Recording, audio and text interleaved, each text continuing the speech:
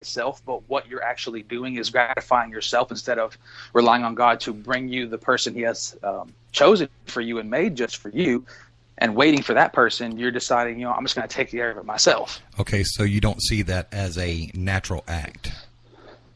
No, I do not. I think it takes your eyes off of God and relying on him to bring you a spouse. I just had a thought. Okay, so I've been reading the Bible, and we're in what, Numbers? Yeah, we're almost out of Numbers. Okay, so from Genesis to Numbers, I have noticed a very selfish God. And I've always heard that we should act as if God was, or how God was. So if God seemed to be a selfish person in the Bible, why can't we masturbate for self-gratification if he was doing things for self-gratification? I don't know. Actually, I never thought about that. Good question. I guess in my mind, I don't really see it as a matter of self-gratification as the reason behind why he does things. Okay. That's not the sole purpose. Like, the purpose of humans was because he created people so that he could have someone to love him. Was that in his nature about someone loving him? You could look at it that way, but I see it more as the only way to truly love somebody is if they have free choice to choose to love you as well. Okay, he could not share his love with someone that did not truly love him. Right. Okay. So so you said that God created us to love him. Why does an all-knowing, all omnipotent, all-powerful deity need us to love him? Why does he need that? It's not a matter of necessity. It's a matter of why would he want it? It's in him to love. Yeah, but you said that he created us so that we would love him. Why does he need that, or why does he want that? I mean, he's all powerful. He's this powerful deity that is the most powerful thing in all the universe. You wouldn't think he would need anything or want anything. To that, I guess I would go along the lines of he created us in his image. We, as a people, want to feel. We want to love somebody. We want somebody to love us. And the amount of power that somebody has it doesn't really change the fact that desire is still there. You could be the most powerful man on earth. You could have God's powers yourself, and that would not change the fact that if you were alone and you did not have somebody to love, that yearning would still be there. He feels the same thing we feel when we don't have somebody. So just because he has omniscient power doesn't mean that he doesn't want to love somebody and want somebody to love him as well. Right. I guess what's messing me up is the word want, because I would think that an all-powerful deity wouldn't have any wants. Why not? Because he's an all-powerful deity. Why does that remove the desire? Why would God have a desire? I mean, he's God. I mean, yeah. God has the ability to do anything he wants. That means God could reach down and touch everybody, and they automatically believe and love him. He has the ability. Yes, but that's not love. Okay, so what is love when it comes to God? What is it? Love is a matter of choice. It's if God just wanted something to love him, he could make something to love him and not give it the choice. But then that's a matter of, it's not love. Love has to be freely given of one's own choosing. So if you don't choose to do it, then that's not really love. So you're forcing something to do something. It's not sincere. Okay, no, I understand that. So you can choose to love something. That is a choice. You can? I believe it's an absolute choice. So you could choose to love someone who beats you, who molests you. You can choose to love that person? Yes, you can. Okay. How do you choose love? I mean, how do you choose to love someone that has mistreated you so badly? I really wish I could answer that question more than anything in the world. It's not something I've ever experienced, and I don't understand it, to be totally honest with you.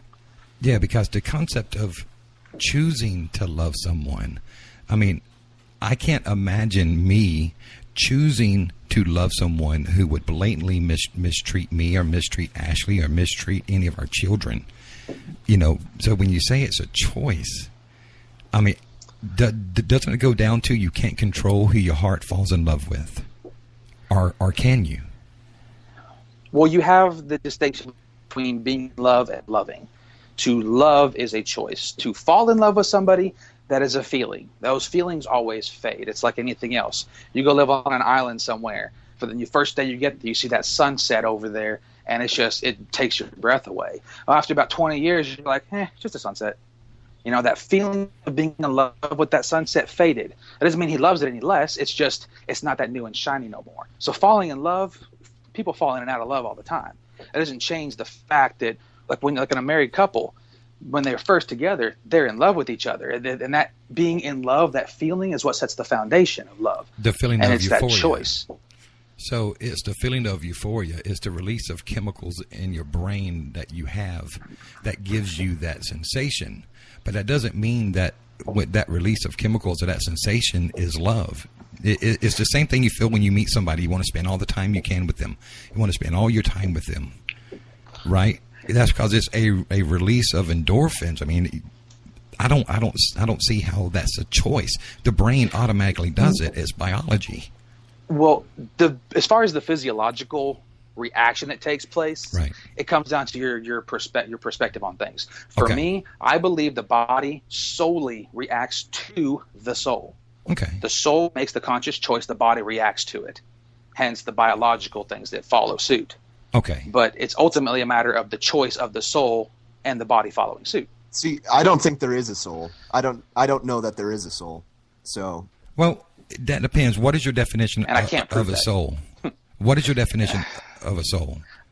Because everybody has a different. Essentially. So your consciousness is your soul. It's you. It's who you are, not the body that you inhabit. So, and I think inhabit almost, or indwelling, is almost the best way to put it. I think I'm a brain. So yeah. So it's the essence of our being.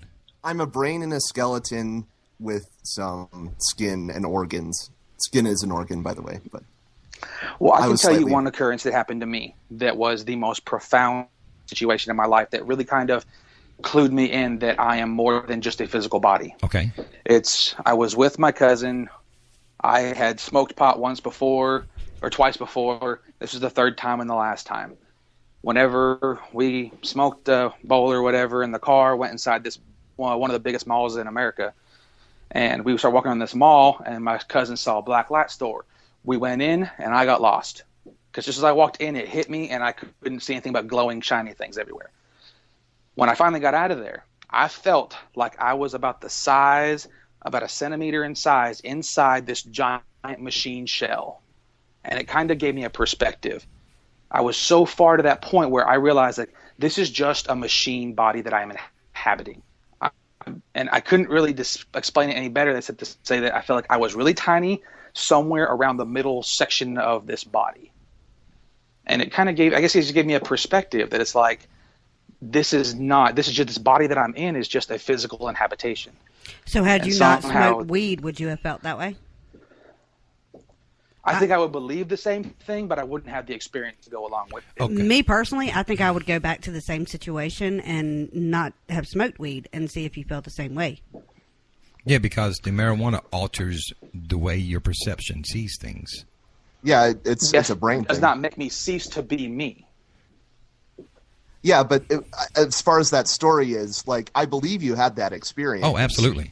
Yeah, like, when you say that your personal experience can't be refuted, I agree that you had that experience, but I don't see how you could come to a conclusion that you have a soul based on that experience, since that's something we know could happen based on brain activity anyway.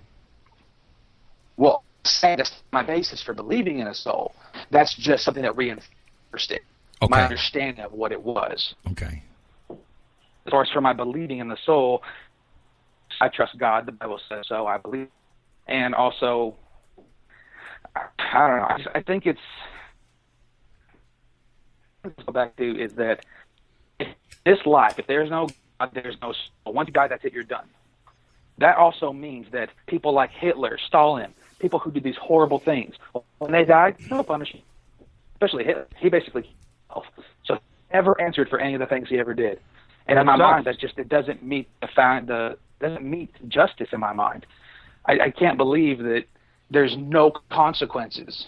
Right. So after this. So the world you want to make, what does that have to do with the world that actually it exists? Like, I would like them to have some sort of retribution, but I don't have any reason to believe they have any sort of retribution. Or Well, that's because you don't believe in God. Right, but you are arguing that there should be a God because Hitler can't be punished otherwise, right? I don't want to straw man no, you. that's more my foundation. That's more of my foundation for the soul.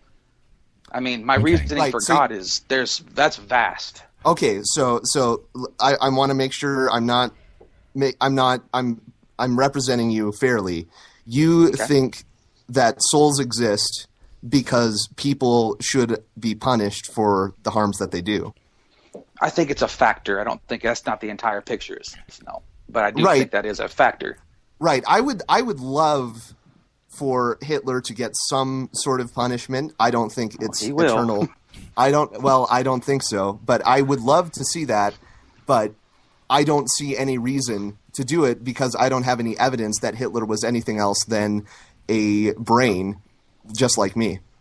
Okay, I would like to take this to a different level if I can. Okay, because you mentioned Hitler. Okay, you mentioned Hitler. You mentioned Stalin and all these different people. Okay, if someone as terrible as Hitler, and Hitler killed many people, and I don't condone what Many's not even a good word for Okay, it. millions. Okay, and I don't condone that at all.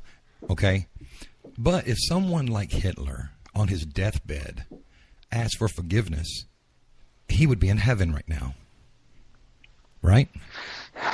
Out of all the terrible things that Hitler did, and all the terrible millions and millions of Jews that he killed because he thought he was doing the Lord's work. That is in his book, Mein Kampf. Okay, he was a Catholic, right? So he killed all these millions of Jews because he thought that's what God wanted him to do. And he, just before he dies, he says, "Jesus, forgive me of all my sins." Instantly, Hitler goes to heaven, while I, being a humanist, that is doing everything I can to make other people's lives better. I'm giving to food banks. I'm helping the homeless. I'm doing all these things as a humanist. But if I don't believe in Jesus or in God, I go to hell. How is that fair?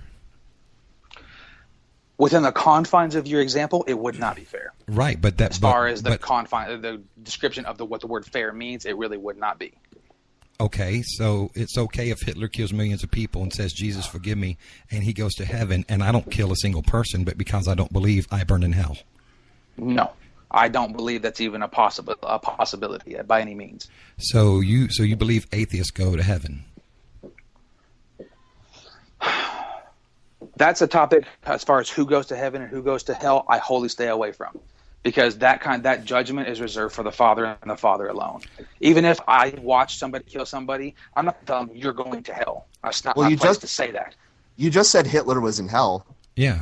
No, I said I don't believe within the confines of the example that that scenario is plausible.